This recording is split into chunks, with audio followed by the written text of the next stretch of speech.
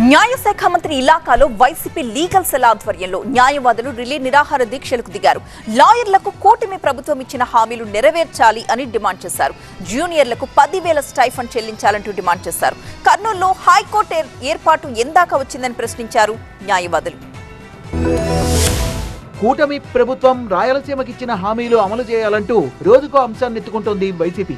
ఇప్పటికే political wing Rayalaseema lift irrigation పై వరుస రౌండ్ టేబుల్ సమావేశాలు నిర్వహిస్తోంది. ఇప్పుడు వైసీపీ లీగల్ సెల్ రంగంలోకి దిగింది.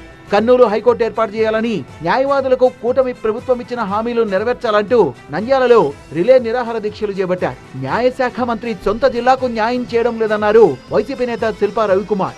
ఎన్నికల్లో న్యాయవాదులకు ఇచ్చిన హామీలను తక్షణం అమలు చేయాలని డిమాండ్ చేశారు. ఫరూక్ గారి ఇలాకాలో నంద్యాలలో ఈరోజు న్యాయం చేయండి అని చెప్పేసి న్యాయవాదులే రోడ్ల మీదకి వచ్చినారంటే ఈ యొక్క కూటమి ప్రభుత్వ పెద్దలు ఏ రకంగా పరిపాలిస్తున్నారో ఒకసారి ఆలోచించుకోవచ్చు.